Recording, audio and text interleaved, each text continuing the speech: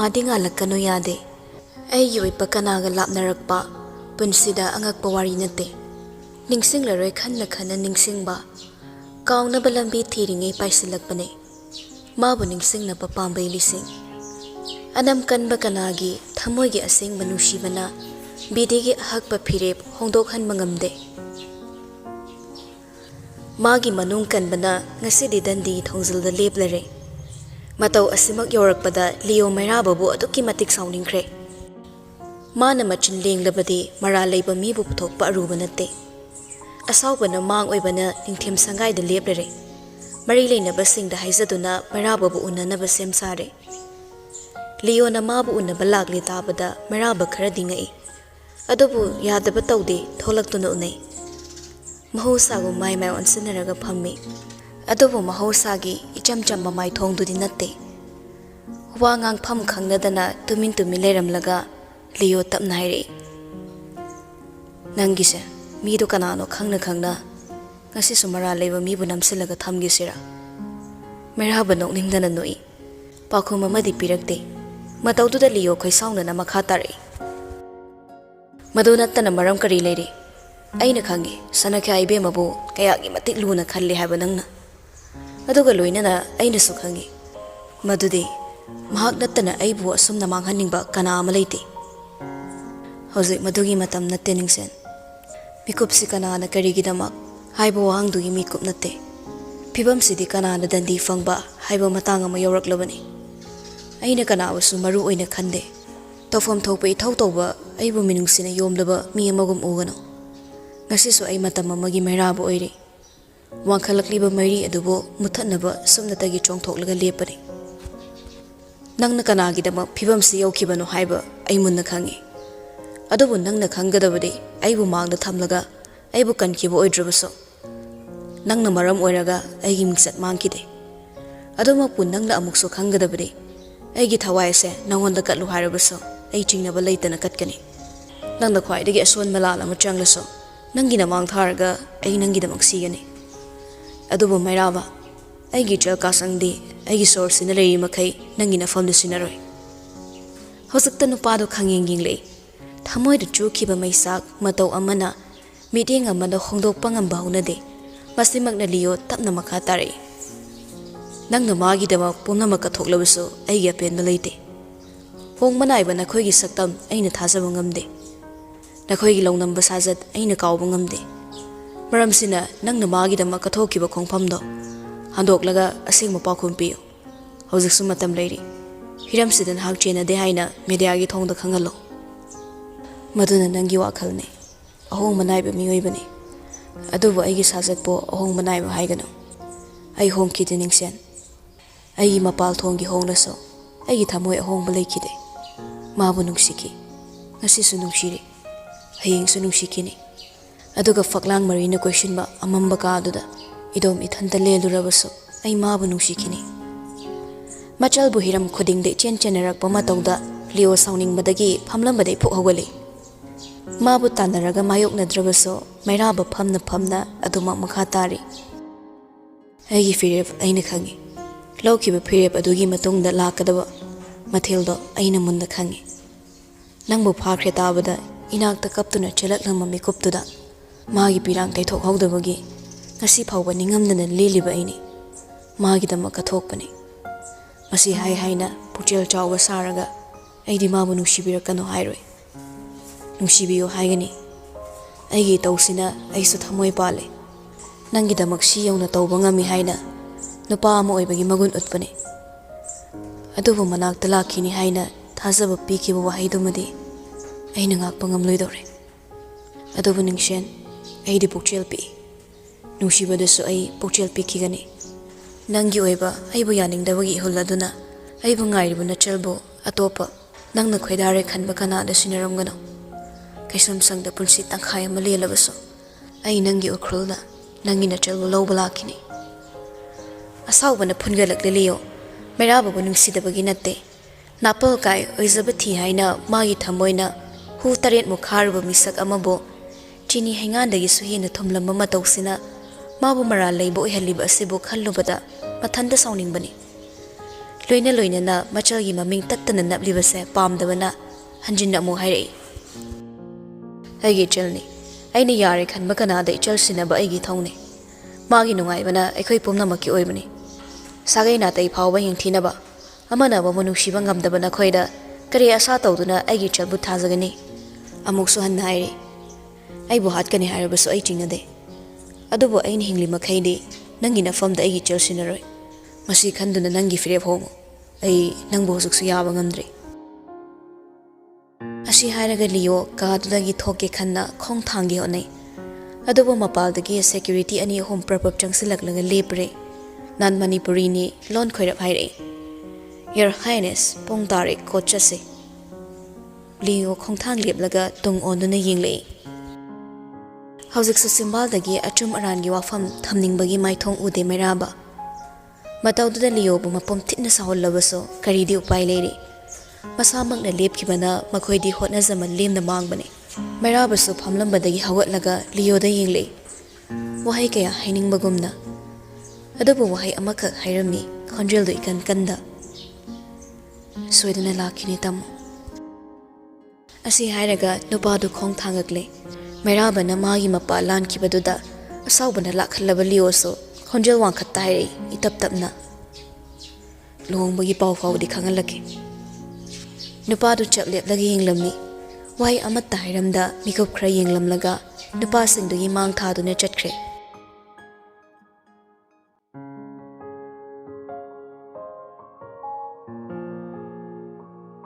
Maral gidamak are padandi piragani haiba wafamduna mafam khuding sarasa lagle khallaroi khanna khandaba ngamdraba magi wakhalduna laiman oiraga to laifam khangde Robert su leitaba maramna mathandani tarak leiriba irang langliba kaya da uraga wakhalna unglaga mathanta soli laikro kaisum sangdana punsi chupagi laikro nangna naning tamlakpada hongki kataba nangi saktamda ayingba ngamloi punsi chupa phado oiduna nang kaisum sangda len khroyambo nakhoi ni gi amat toiba saktam ayingba ngamloi nang punsi gi naning tamlano wahai du haina ton mamitagi mapita na kable magi oiba oisaba khalingai nungshi hairiba mahakpo harauna dekibadudi pangkidre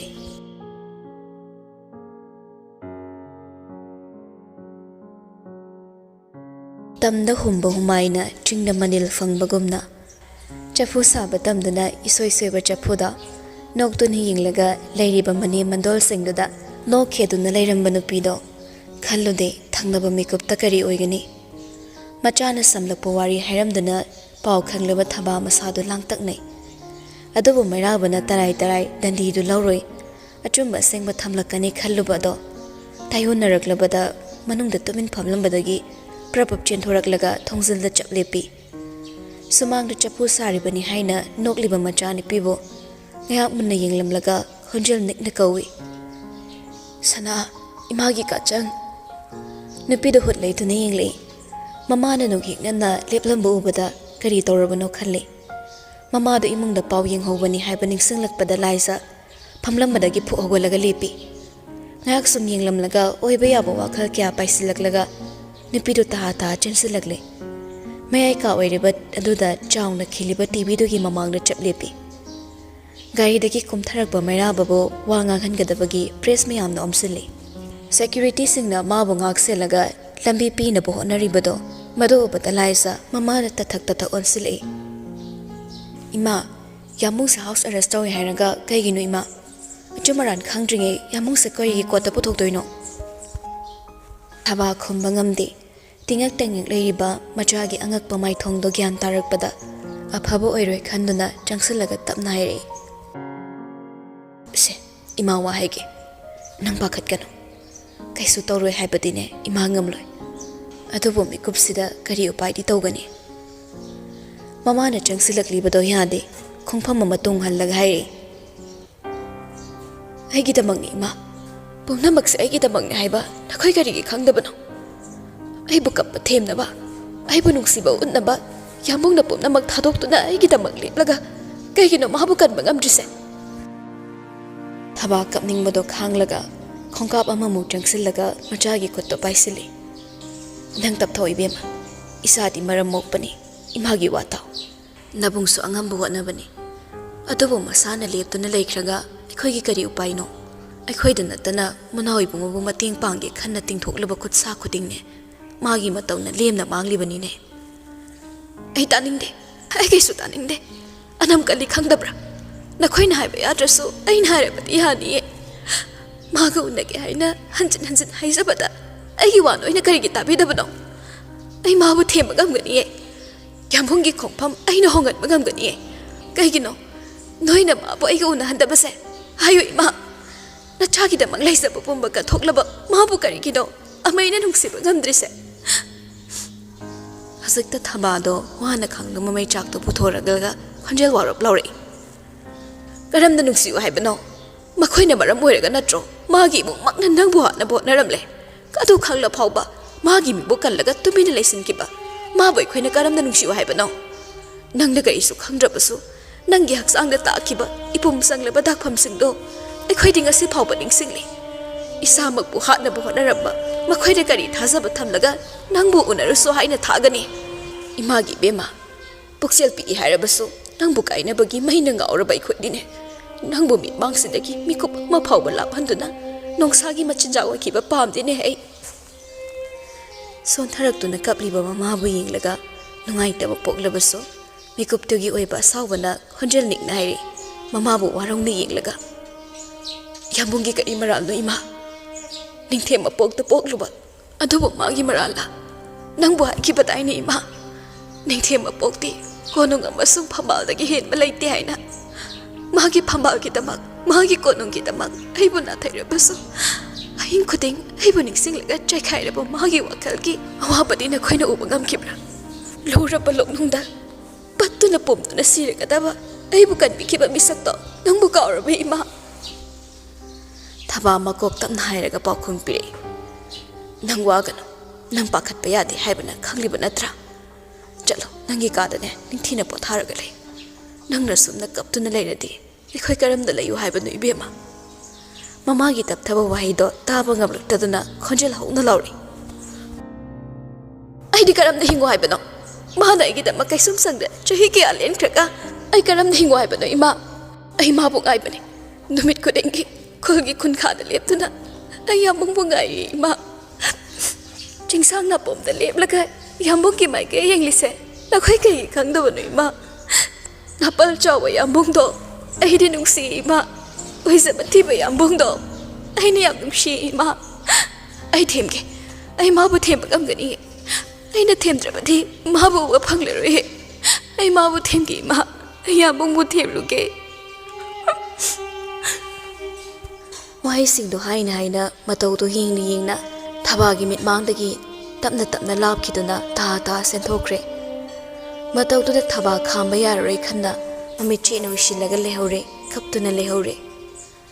adubu thangnaba mikupta khonjelamaga loinana mayam lagdarakpagi khon makhol tabada thaba prapap chenuna thongjala lepi adubu hojikta kaptuna chenkiba masado churi tapam dai tharaga asibagum gyan mangna tatuna leiramle leiriba mayamdo chensillaga laisabo konkatli tawriba matawduda thaba gyan mangkhre tarang amada leplaga leiringe nakongda ninpum tarai tungda thariba tv da lakliba pawgi marak thana tharakpa khonjelduna malimbu saple phalaga madugi khonjel khaktamak tarai ningthi saba sofa duda irenjana family ka hena ningthi saba mayek naibi ama selaga fanek tu thabak phawba chingkhatli madugi mathakta mapal kabok saibi ngaruna bawang khaifi ama makok kublap illaga laibak tamalim re shanga thoihallaga phamliba nungsi ing taplaba maithong adugum pohaigi pareng kaya ama chimaldagi ingna tapna thadori aigi ming nungsi ningthem sangai da onglaga leimarimbi mingthol phanglambi miyamna matam amagi leimarimbi kaungna horaga daba luwang ningolni saktam do obada kana ama yaukidre manung kanba manawgi matawna makok pairiga leiramba loyumbaso tv da tariba khonjel amadi saktam do da munne yingli ꯅꯨꯡꯁꯤ ꯏꯇꯞ ꯇꯞꯅ ꯅꯣꯛꯂꯒ ꯃꯈꯥ ꯇꯥꯔꯛꯏ꯫ ꯃꯤꯑꯣꯏꯕ ꯑꯃ ꯑꯣꯏꯅ ꯄꯣꯛꯂꯒ ꯃꯤ ꯑꯣꯏꯅ ꯍꯤꯡꯕ ꯉꯝꯗꯕ, ꯅꯨꯄꯤ ꯑꯃ ꯑꯣꯏꯅ ꯄꯣꯛꯂꯒ ꯃꯃꯥ ꯑꯣꯏꯕꯗꯤ ꯉꯝꯗꯕ꯫ ꯈꯣꯟꯖꯦꯜ ꯅꯤꯛꯇꯅꯕ ꯇꯞꯅ ꯇꯤꯟ ꯌꯣꯠꯊꯔꯒ ꯑꯃꯨꯛ ꯃꯈꯥ ꯇꯥꯔꯛꯏ꯫ ꯏꯄꯥꯒꯤ ꯂꯨꯋꯥꯡ ꯁꯪꯒꯥꯏꯗ ꯑꯋꯥꯠꯄ ꯂꯩꯇ ꯍꯤꯡꯂꯛꯄ ꯑꯩꯍꯥꯛꯅ ꯁꯅꯥ ꯀꯣꯅꯨꯡꯗ ꯅꯤꯡꯊꯦꯝ ꯁꯥꯒꯩꯗ ꯑꯣꯡꯂꯒ ꯂꯩꯈꯤꯕ ꯃꯤꯀꯨꯞꯇꯨꯗ ꯑꯩꯅ ꯀꯌꯥꯗ ꯍꯔꯥꯎꯈꯤꯕ꯫ ꯊꯃꯣꯏꯒꯤ ꯂꯝꯂꯥꯟꯕ ꯑꯣꯏꯔꯕꯁꯨ ꯑꯩꯒꯤ ꯃꯒꯨꯟ ꯋꯥꯡꯂꯕ ꯏꯄꯨꯔꯣꯏꯕꯒꯤ ꯃꯤꯅꯨꯡꯁꯤꯅ ꯑꯋꯥꯠꯄ ꯂꯩꯇ꯭ꯔꯕ ꯑꯩꯕꯨ ꯑꯃꯨꯛꯀ ꯍꯦꯟꯅ ꯑꯋꯥꯠꯄ ꯂꯩꯇ ꯂꯩ ꯃꯁꯤꯁꯨ ꯑꯣꯏꯅ ꯀꯌꯥꯗ ꯅꯨꯡꯉꯥꯏꯅ ꯍꯤꯡꯂꯛꯄ꯫ ꯑꯗꯨꯕꯨ ꯌꯨꯝꯕꯥꯜ ꯁꯥꯒꯩ ꯑꯣꯡꯂꯕꯤ ꯑꯩꯍꯥꯛꯅ ꯑꯋꯥꯠꯄ ꯂꯩꯇꯦ ꯍꯥꯏꯗꯨꯅꯁꯨ ꯏꯃꯤꯠꯇ ꯏꯆꯥ ꯎꯔꯔꯣꯏ ꯈꯪꯂꯛꯄ ꯃꯤꯀꯨꯞꯇ ꯑꯩꯒꯤ ꯃꯤꯠꯅ ꯎꯔꯤꯕ ꯄꯨꯝꯅꯃꯛ ꯑꯔꯦꯝꯕꯅꯤ ꯈꯜꯂꯛꯈꯤ꯫ ꯀꯌꯥ ꯋꯥꯅ ꯍꯣꯠꯅꯗꯨꯅ ꯊꯤꯡꯂꯝꯕ ꯄꯤꯔꯥꯡ ꯇꯞꯅ ꯁꯤꯟꯊꯔꯛꯂꯦ꯫ ꯑꯗꯨꯕꯨ ꯆꯤꯝꯕꯥꯜꯗ ꯅꯣꯛꯃꯤ ꯅꯣꯛꯃꯤ ꯇꯧꯔꯒ ꯑꯗꯨꯃꯛ ꯃꯈꯥ ꯇꯥꯅ ꯆꯠꯊꯔꯛꯏ꯫ ꯅꯨꯄꯤ ꯑꯣꯏꯕꯤꯒꯤ ꯃꯄꯣꯛꯇ ꯄꯣꯛꯂꯒ ꯃꯍꯩ ꯌꯥꯟꯗ꯭ꯔꯕ, ꯍꯩꯔꯨ ꯇꯝꯗ꯭ꯔꯕ ꯑꯩꯍꯥꯛꯄꯨ ꯏꯄꯨꯔꯣꯏꯕꯅ ꯃꯤꯅꯨꯡꯁꯤꯒꯤ ꯏꯄꯥꯛꯇ ꯂꯨꯞꯍꯟꯗꯨꯅꯁꯨ ꯑꯩꯒꯤ ꯑꯄꯤꯛꯄ ꯊꯃꯣꯏꯅ ꯃꯤꯅꯨꯡꯁꯤꯗꯨꯅ ꯑꯄꯦꯟꯕ ꯑꯣꯏꯈꯤꯗꯦ꯫ ꯁꯤꯔꯒ ꯂꯣꯏꯕ ꯃꯤꯑꯣꯏꯕꯒꯤ ꯃꯄꯣꯛꯇ ꯑꯩꯒꯤꯅꯦ ꯍꯥꯏꯕ ꯀꯅꯥ ꯑꯃꯠꯇ ꯁꯪꯁꯥꯔꯁꯤꯗ ꯂꯩꯔꯔꯣꯏ꯫ ꯍꯌꯦꯡ ꯑꯩꯅ ꯁꯤꯕꯗ ꯑꯩꯒꯤꯗꯃꯛ ꯂꯩ ꯃꯅꯥ ꯑꯃꯠꯇ ꯑꯣꯏꯔꯁꯨ ꯀꯠꯇꯨꯅ ꯑꯩꯕꯨ ꯅꯤꯡꯁꯤꯡꯕꯤꯅꯕ ꯀꯅꯥꯁꯨ ꯂꯩꯔꯔꯣꯏ ꯍꯥꯏꯕ ꯋꯥꯈꯜꯁꯤꯅ ꯑꯩꯕꯨ ꯑꯍꯤꯡ ꯇꯥꯏꯕꯪ ꯄꯣꯊꯥꯍꯟꯈꯤꯗꯦ꯫ ꯑꯩꯒꯤ ꯏꯃꯤꯡ ꯑꯁꯦ ꯃꯨꯠꯈ꯭ꯔꯒꯅꯤ ꯈꯜꯂꯨꯕꯗ ꯑꯩ ꯏꯁꯥ ꯐꯥꯎꯕ ꯈꯪꯗ ꯑꯩꯒꯤ ꯈꯣꯡꯊꯥꯡ ꯑꯃꯝꯕ ꯂꯝꯕꯤꯗ ꯇꯞꯅ ꯇꯞꯅ ꯆꯤꯡꯁꯤꯜꯂꯛꯈꯤ꯫ ꯅꯨꯡꯁꯤꯕꯅꯤ ꯃꯍꯥꯛꯄꯨ, ꯑꯗꯨꯕꯨ ꯑꯁꯦꯡꯕ ꯃꯆꯨ ꯈꯪꯂꯕꯗ ꯍꯩꯊꯔꯨꯕ ꯃꯤꯅꯨꯡꯁꯤ ꯑꯗꯨꯒꯤ ꯃꯒꯨꯟ ꯑꯃꯗꯤ ꯃꯌꯦꯛ ꯃꯥꯡꯈ꯭ꯔꯕꯁꯨ ꯂꯣꯌꯨꯝꯕ ꯅꯨꯡꯁꯤꯒꯤꯗꯃꯛ ꯀꯞꯇꯕ ꯉꯝꯗꯦ꯫ ꯌꯦꯡꯅ ꯌꯦꯡꯅ ꯅꯨꯡꯁꯤ ꯇꯥꯔꯤꯕ ꯃꯄꯤꯗꯣ ꯇꯞꯅ ꯇꯩꯊꯣꯛꯂꯒ ꯈꯣꯟꯖꯦꯜꯗꯣ ꯈꯖꯤꯛꯇꯪ ꯁꯦꯝꯂꯒ ꯍꯥꯏꯔꯛꯏ꯫ ꯍꯧꯈꯤꯕ ꯃꯇꯝꯁꯤꯗ ꯑꯩꯒꯤ ꯑꯣꯏꯕ ꯁꯛꯇꯤꯒꯤ ꯑꯅꯤꯡꯕ ꯑꯄꯥꯝꯕꯅ ꯈꯨꯃꯟꯒꯤ ꯏꯃꯨꯡꯕꯨ ꯉꯥꯏꯁꯦꯟ ꯑꯣꯏꯕꯒꯤ ꯃꯔꯤ ꯊꯝꯅꯕ ꯁꯤꯟꯈꯤ꯫ ꯃꯈꯣꯏꯒꯤ ꯃꯑꯣꯡꯗ ꯑꯩꯒꯤ ꯐꯠꯇꯕ ꯃꯤꯠꯌꯦꯡꯅ ꯄꯨꯝꯅꯃꯛ ꯂꯥꯟꯅ ꯎꯗꯨꯅ ꯄꯦꯟꯗꯕ ꯀꯌꯥ ꯊꯣꯔꯛꯇꯨꯅ ꯃꯈꯣꯏꯕꯨ ꯌꯦꯛꯅꯕ ꯑꯣꯏꯗꯨꯅ ꯈꯨꯃꯟ ꯑꯃꯗꯤ ꯁꯅꯥ ꯀꯣꯅꯨꯡꯒꯤ ꯃꯔꯤ ꯇꯠꯅꯕ ꯄꯣꯔꯝ ꯀꯌꯥ ꯌꯥꯠꯇꯨꯅ ꯑꯩꯒꯤ ꯈꯣꯡꯊꯥꯡ ꯇꯞꯅ ꯇꯞꯅ ꯈꯨꯃꯥꯡ ꯆꯥꯎꯁꯤꯜꯂꯛꯈꯤ꯫ ꯑꯩꯒꯤ ꯏꯅꯥꯎ ꯏꯕꯨꯡꯉꯣ ꯃꯩꯔꯥꯕꯕꯨ ꯁꯥꯎꯍꯜꯂꯒ ꯈꯨꯃꯟꯒꯤ ꯃꯔꯤ ꯇꯠꯅꯕ ꯌꯥꯅꯕ ꯊꯧꯗꯣꯛꯁꯤꯡ ꯁꯤꯜꯂꯒ ꯃꯔꯥꯜ ꯀꯩꯁꯨ ꯂꯩꯖꯗꯕ ꯏꯆꯝ ꯆꯝꯖꯕ ꯊꯋꯥꯏ ꯑꯃꯕꯨꯁꯨ ꯑꯩꯅ ꯃꯥꯡꯍꯟꯅꯕ ꯍꯣꯠꯅꯈꯤ꯫ ꯃꯁꯤꯗ ꯅꯠꯇꯅ ꯄꯨꯝꯅꯃꯛꯀꯤ ꯑꯄꯨꯟꯕ ꯁꯛꯇꯝꯕꯨ ꯊꯨꯒꯥꯏꯕ ꯄꯥꯝꯕꯗꯒꯤ ꯍꯧꯈꯤꯕ ꯅꯨꯃꯤꯠꯇ ꯅꯤꯡꯁꯦꯟꯒꯤ ꯌꯨꯝꯗ ꯃꯌꯥꯏ ꯀꯥꯕ ꯅꯤꯁꯥ ꯊꯝꯖꯤꯜꯂꯒ ꯑꯩꯅ ꯅꯤꯡꯁꯦꯟꯒꯤ ꯃꯤꯡꯆꯠ ꯊꯤꯅꯕ ꯍꯣꯠꯅꯈꯤ꯫ ꯂꯣꯌꯨꯝꯕ ꯃꯃꯤꯠꯇꯨ ꯇꯞꯅ ꯎꯏꯁꯤꯜꯂꯒ ꯁꯣꯐꯥꯗ ꯑꯃꯨꯛ ꯍꯟꯅ ꯐꯝꯈ꯭ꯔꯦ꯫ ꯋꯥꯔꯤ ꯄꯨꯝꯅꯃꯛ ꯊꯨꯞꯂꯒ ꯁꯝꯂꯛꯄꯗꯨ ꯈꯛꯇ ꯍꯥꯏꯔꯕꯁꯨ ꯃꯁꯥꯅ ꯃꯔꯥꯜ ꯌꯥꯖꯔꯛꯂꯕꯤ ꯃꯥꯕꯨ ꯂꯣꯌꯨꯝꯕ ꯃꯈꯥ ꯇꯥꯅ ꯌꯦꯡꯕ ꯉꯝꯂꯛꯇ ꯃꯃꯤꯠ ꯇꯞꯅ ꯎꯏꯁꯤꯟꯕꯅꯤ ꯍꯥꯏꯅ ꯅꯨꯡꯁꯤ ꯈꯣꯟꯖꯦꯜ ꯅꯤꯛꯅ ꯃꯈꯥ ꯇꯥꯔꯛꯂꯤ꯫ ꯃꯇꯝ ꯂꯩꯕ ꯈꯤꯕꯤꯛꯇ ꯑꯩꯕꯨ ꯃꯃꯥꯃꯛꯅꯤ ꯈꯜꯂꯤꯕ ꯑꯩꯒꯤ ꯏꯅꯥꯎ ꯏꯕꯨꯡꯉꯣ ꯃꯩꯔꯥꯕ, ꯅꯪ ꯅꯇꯩꯃꯕꯨ ꯉꯥꯎ, ꯑꯍꯦꯟꯕ ꯄꯥꯝꯖꯕꯅ ꯉꯥꯎꯔꯕ ꯑꯩꯒꯤ ꯑꯣꯏꯖꯕ ꯊꯤꯕ ꯏꯇꯧ ꯀꯌꯥꯅ ꯅꯃꯥꯅꯤ ꯈꯜꯂꯒ ꯑꯩꯒꯤ ꯐꯤꯁꯤ ꯄꯥꯏꯗꯨꯅ ꯇꯥꯟꯅꯔꯤꯕ ꯅꯪꯕꯨ ꯑꯩꯅꯗꯤ ꯏꯆꯥꯅꯤ ꯈꯟꯕ ꯉꯝꯂꯨꯗ꯭ꯔꯦ꯫ ꯃꯤꯀꯨꯞ ꯈꯨꯗꯤꯡ, ꯃꯇꯝ ꯈꯨꯗꯤꯡꯗ ꯑꯩꯒꯤ ꯈꯣꯡꯊꯥꯡ ꯈꯨꯗꯤꯡ ꯃꯤꯅꯨꯡꯁꯤꯅ ꯃꯥꯡ ꯊꯥꯗꯨꯅ ꯑꯩꯕꯨ ꯅꯨꯡꯁꯤ ꯍꯥꯏꯗꯨꯅ ꯀꯧꯔꯒ ꯑꯁꯦꯡꯕ ꯏꯃꯤꯡ ꯀꯥꯎꯅꯍꯟꯕꯤꯗꯕ ꯁꯅꯥꯈ꯭ꯌꯥ ꯏꯕꯨꯡꯉꯣ, ꯑꯔꯣꯏꯕ ꯃꯤꯀꯨꯞꯁꯤꯗ ꯅꯅꯥꯏꯅ ꯂꯥꯞꯅ ꯈꯨꯔꯨꯝꯖꯩ꯫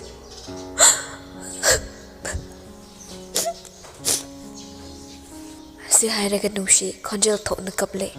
ꯄꯨꯝꯅꯃꯛꯀꯤ ꯃꯔꯥꯜ ꯌꯥꯗꯨꯅ ꯗꯟꯗꯤꯒꯤ ꯊꯣꯡꯖꯗ ꯂꯦꯞꯂꯕꯤꯅꯤ꯫ ꯋꯥꯍꯩ ꯈꯛꯇ ꯅꯠꯇꯦ, ꯃꯁꯥꯅ ꯁꯦꯝꯖꯕ ꯄ꯭ꯔꯃꯥꯟ ꯄꯨꯊꯣꯛꯂꯒ ꯃꯍꯥꯛꯁꯤ ꯃꯔꯥꯜ ꯂꯩꯔꯦ ꯇꯥꯛꯂꯤ꯫ ꯃꯇꯥꯡꯅ ꯃꯇꯝꯅ ꯄꯨꯔꯛꯄ ꯑꯑꯣꯟꯕ ꯅꯥꯏꯕ ꯃꯤꯑꯣꯏꯕꯒꯤ ꯂꯤꯆꯠꯄꯨ ꯍꯣꯡꯕ ꯅꯥꯏꯍꯟꯕꯒꯨꯝ ꯏꯆꯝ ꯆꯝꯅ ꯍꯤꯡꯂꯝꯕ ꯃꯥꯒꯤ ꯄꯨꯟꯁꯤꯗ ꯃꯃꯤꯠꯇ ꯃꯆꯥ ꯎꯔꯔꯣꯏ ꯈꯪꯂꯛꯄ ꯃꯤꯀꯨꯞꯇ ꯃꯤꯑꯣꯏꯕ ꯀꯧꯕ ꯖꯤꯕꯁꯤꯡꯒꯤ ꯅꯨꯡꯗ ꯂꯩꯔꯤꯕ ꯍꯨ ꯑꯗꯨꯅ ꯑꯁꯨꯝ ꯑꯁꯨꯝ ꯆꯥꯎꯊꯣꯔꯛꯇꯨꯅ ꯍꯛꯆꯥꯡ ꯀꯌꯥꯠ ꯄꯨꯝꯅꯃꯛ ꯁꯤꯊꯍꯜꯂꯛꯇꯨꯅ ꯑꯍꯣꯡꯕ ꯁꯛꯇꯝ ꯍꯥꯏꯕ ꯑꯗꯨ ꯑꯣꯏꯍꯟꯈꯤ꯫ ꯃꯌꯥꯝꯒꯤ ꯃꯃꯥꯡꯗ ꯃꯁꯪ ꯑꯣꯏꯕꯗꯣ ꯈꯛꯇ ꯍꯥꯏꯔꯕꯁꯨ ꯃꯤꯀꯨꯞ ꯑꯗꯨꯗ ꯊꯣꯝꯖꯤꯜꯂꯛꯄ ꯃꯔꯤ ꯂꯩꯅꯕꯁꯤꯡ ꯑꯗꯨꯒꯤ ꯋꯥꯍꯪꯒꯤ ꯄꯥꯎꯈꯨꯝ ꯅꯨꯡꯁꯤꯅ ꯃꯔꯤꯛ ꯆꯨꯝꯅ ꯄꯤ꯫ ꯃꯍꯧꯁꯥꯅ ꯃꯥꯏꯊꯣꯡ ꯑꯅꯤ ꯂꯣꯡꯕꯒꯤ ꯍꯩꯅꯕꯤ ꯂꯩꯈꯤꯕꯅ ningsengi yumda thamlamba truck ado manani haina praman puthoklaga oidama ngangbada thoina awaba oikhide magi mathakta siriba maral ado adoki matik saukre nisa khakta nattana migi punsi manghangi honakhiba aduna nungshi mathakta thamliba charge to adoki matik wangi maral na mapot pharabada mandi oinabagidama mayamna koshilaga thorakle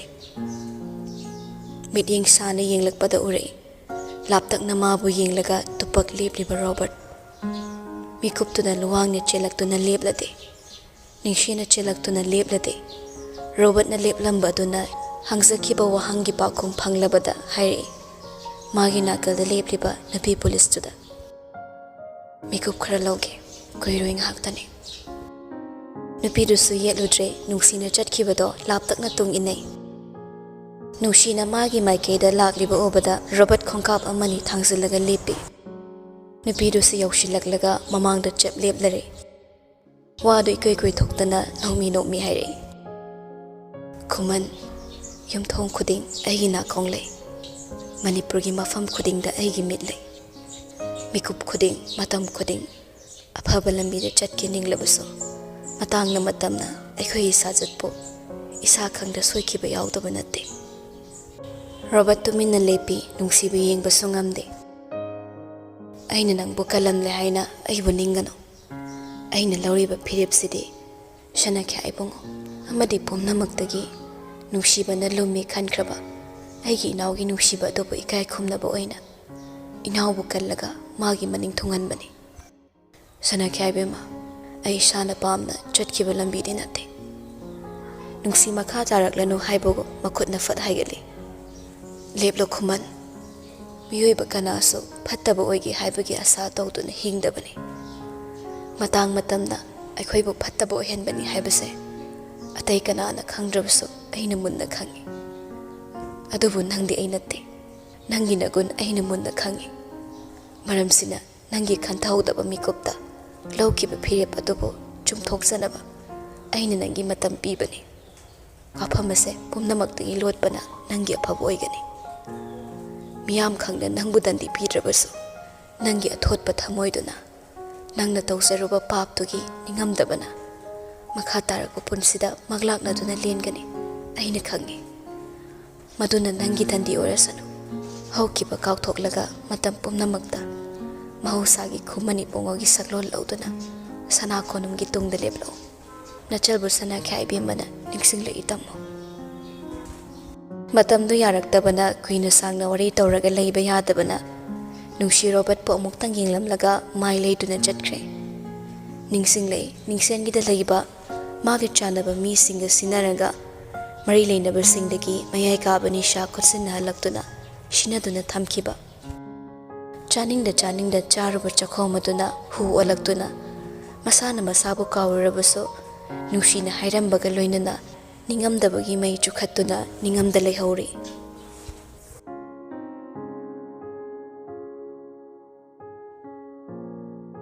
churabasu nongsuna ayingba haibadu leitaba humlabasu malangna apenba kauba leitaba ningshingluraga mabo madom tumin kapchaba yenginglakpa mabo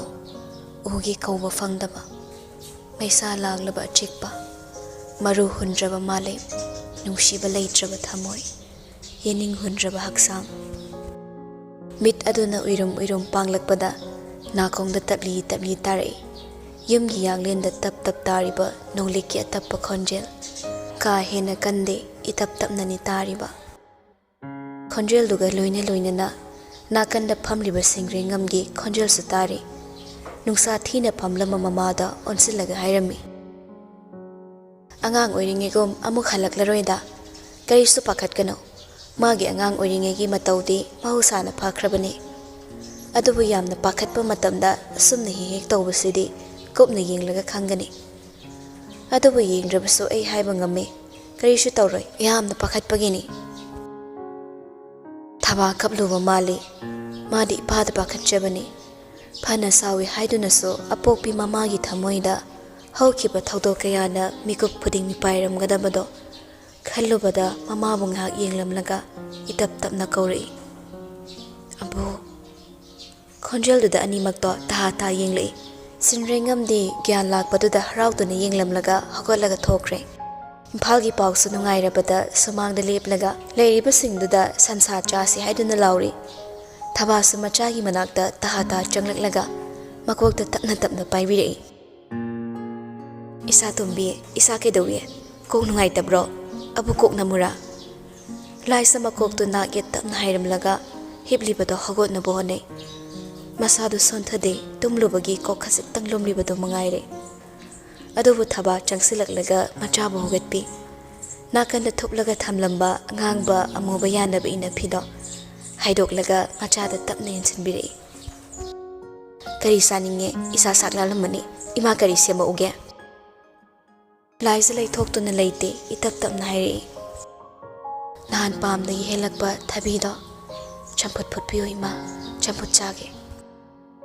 bahaiduda thintharamde thaba machabu irinjana phamallaga awat apa yenglamnaga thorakle mana thongsil yobaga sumangdigi saptra amada on chelaklibado ui macha gya lakpagi paw tabadagi oiramgani khallaga thaba noktun yenglamlaga chakhumna changkre hau thaduna chelakpa nupiduso kachangka sangkauduna laisagi katamna chensilakle magi saptraduda masamdu tasinna samun pullaga hagot ke onaramba nupido tingak yenglaga hairi kaina on aibu siramdai dauna nang horoina chelaide awan khumbangamde adu kanna chelakpagi sordo thabet holaga leptuna lei adubu makhutuna mapalom thille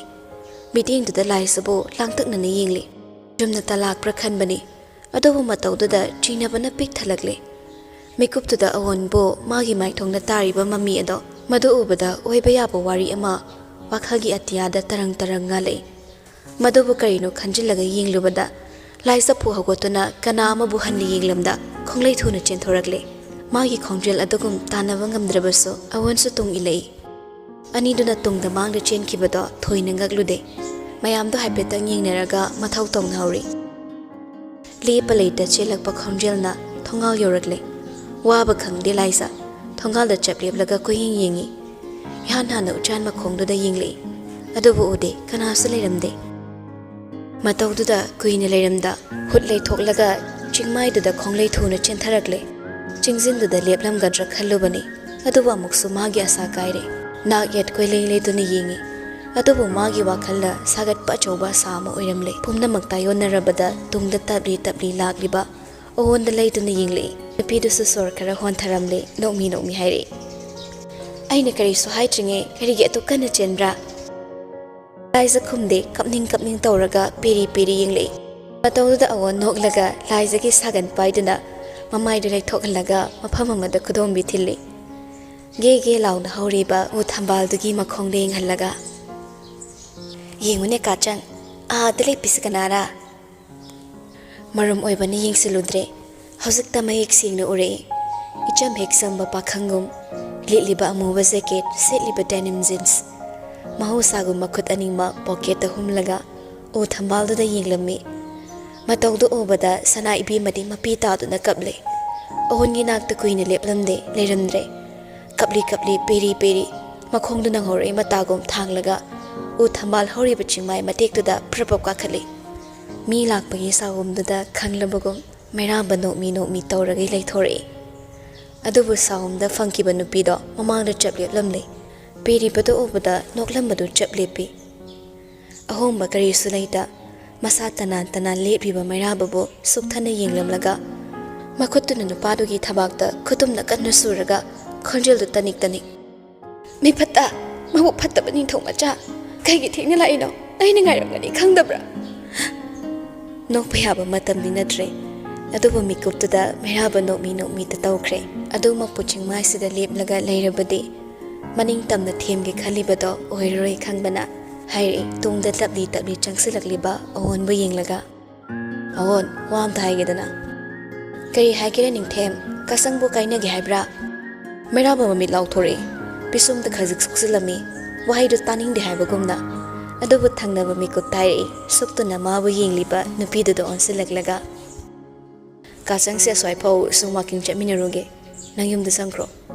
awon mamit lauthore asapu kadai chatkira numit takrabani ne kyang kuigera kuiganu ko ningthem ꯑꯃꯩ ꯂꯥꯛꯇ꯭ꯔꯗꯤ ꯑꯩꯕꯨ ꯁꯥꯎꯒꯅꯤ ꯍꯥꯏꯔꯤꯕꯁꯤꯡꯗꯣ ꯑꯃꯠꯇ ꯂꯧꯁꯤꯟꯗꯦ ꯃꯤꯀꯨꯞꯇꯨꯗ ꯑꯋꯣꯟꯅ ꯂꯤꯌꯣ ꯅꯤꯡꯁꯤꯡꯂꯕꯁꯨ ꯃꯥꯗꯤ ꯅꯤꯡꯁꯤꯡꯗꯦ ꯍꯥꯏꯔꯛꯏ ꯏꯂꯥꯏ ꯂꯥꯏꯅ ꯃꯀꯣꯛꯇꯨ ꯇꯞꯅ ꯅꯣꯝꯂꯒ ꯀꯨꯏꯔꯣꯏ ꯍꯌꯦꯡ ꯊꯤꯜꯂꯛꯀꯦ ꯑꯁꯤ ꯍꯥꯏꯗꯨꯅ ꯃꯥꯡꯗ ꯂꯦꯞꯂꯤꯕ ꯅꯨꯄꯤꯗꯨꯒꯤ ꯈꯨꯗꯥꯡꯗ ꯇꯥꯞ ꯄꯥꯏꯗꯨꯅ ꯈꯪꯁꯤꯡ ꯁꯤꯡꯂꯒ ꯃꯥꯅ ꯃꯥꯡ ꯊꯥꯈꯤ